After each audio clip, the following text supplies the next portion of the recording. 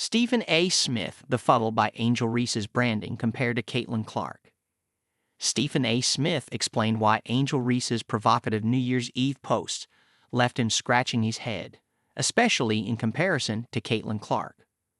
Chicago Sky superstar Angel Reese received a lot of pushback after posting photos and videos of her in a provocative dress on New Year's Eve to her Instagram.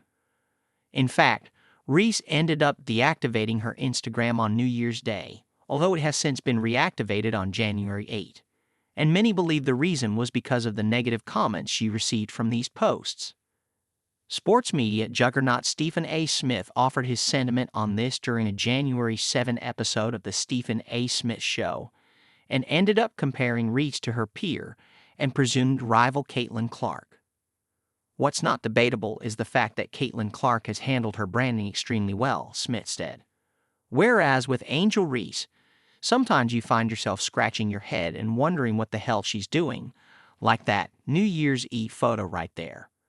Listen, Reese is a beautiful young lady, and there's a lot of beautiful young ladies in the WNBA. But when you do that, you can't come down the line and complain about being objectified later on, Smith added. It's not going to work with people, and whether it's right or wrong, it's not going to work.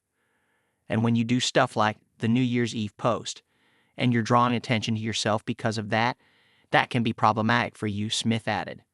Especially when the comparison is going to be drawn to Caitlin Clark, who isn't doing such things. That might not be fair. I'm not saying it is.